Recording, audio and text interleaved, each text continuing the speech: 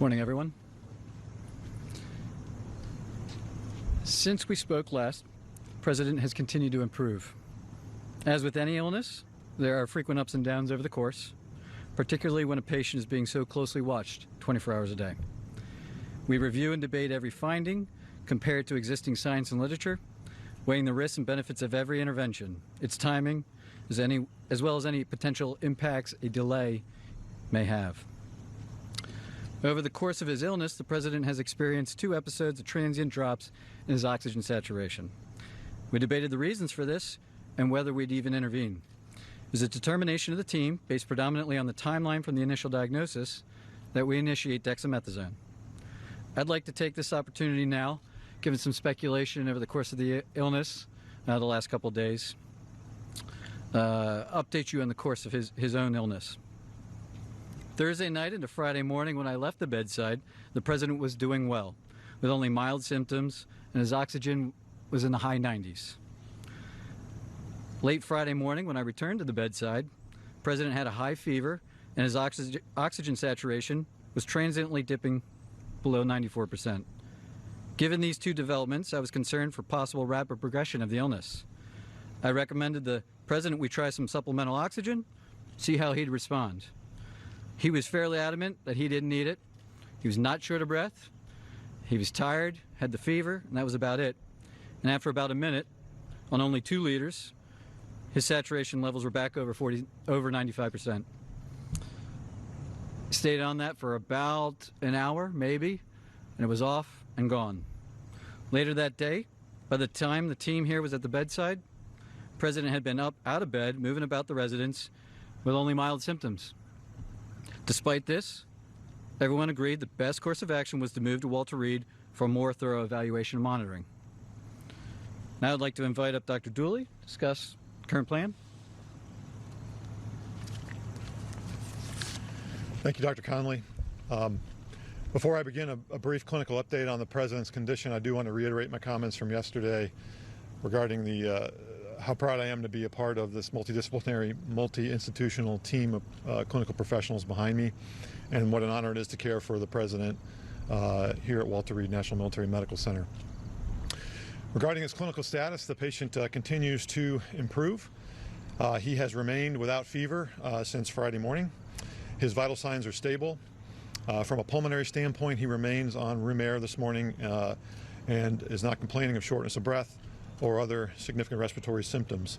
He's ambulating himself, walking around the White House Medical Unit without limitation or disability. Our continued monitoring of his cardiac, liver, and kidney function demonstrates continued normal findings or improving findings.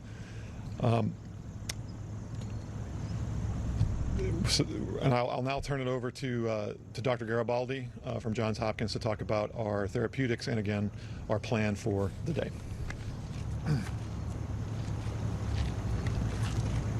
Thank you, Dr. Dooley, and I just wanted to again reiterate what an honor and a privilege it is to take care of the President, but to be part of such a talented and multidisciplinary team here at Walter Reed.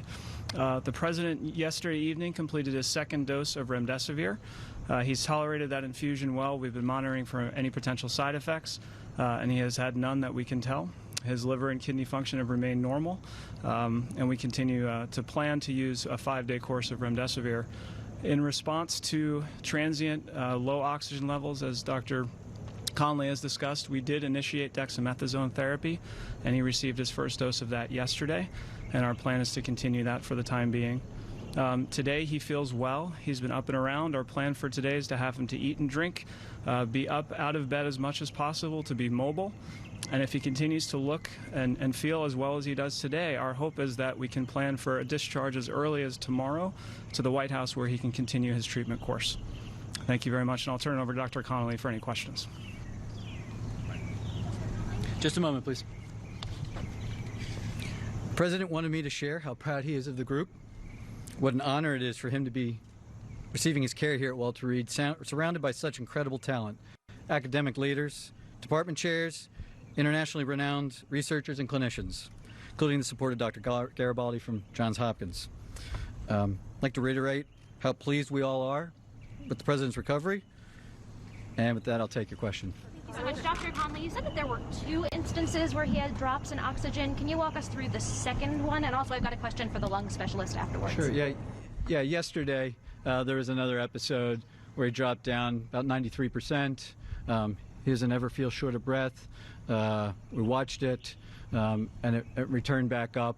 As I said, we evaluate all of these, and given the timeline where he is in the course of illness, we are trying to maximize everything that we could do for him, and we debated whether we'd even start it, the dexamethasone, and we decided that in this case, the potential benefits early on the course probably outweighed any risks at this time. Did you give him a second round of supplemental oxygen yesterday? I'd have to check with the nursing staff. I don't think that if he did, it was very, very limited. But he's not on oxygen, and the only oxygen that I ordered or that we provided was that Friday morning initially. And about what time was that yesterday? Yesterday. What was yesterday? You said the second instance. Incidents? Oh, it was over the course of the day. Yeah, yesterday morning. Dr. Conley, what is the president's current blood oxygen level? That's my first question to you, Dr. Conley. 98%. And what do the X-rays and CT scans show? Are there signs of pneumonia? Are there signs of lung involvement or any damage to the lungs? Yeah, so we're tracking all of that. There's some expected findings, but nothing of any major clinical concern.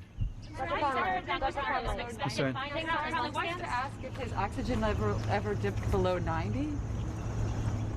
We don't have any recordings here of that. That's right. What about at the White House? Yeah, what about here? What about at the White House or here? Anything below 90, just to follow up on her question? No, it was below 94%. It wasn't down into the low 80s or anything. No. So, okay. So on the dexamethasone, the steroids, sir. Yesterday, you told us that the president was in great shape, had been in good shape and fever-free for the previous 24 hours. Minutes after your press conference, White House Chief of Staff Mark Meadows told reporters that the president's vitals were very concerning over the past 24 hours. Simple question for the American people. Whose statements about the president's health should we believe? So the chief and I work side by side, and I think his statement was misconstrued. What he meant was that 24 hours ago, when he and I were checking on the president, that there was that momentary episode of the high fever and that temporary drop in the saturation, which prompted us to act expediently to move him up here. Fortunately, that was really a very transient, limited episode.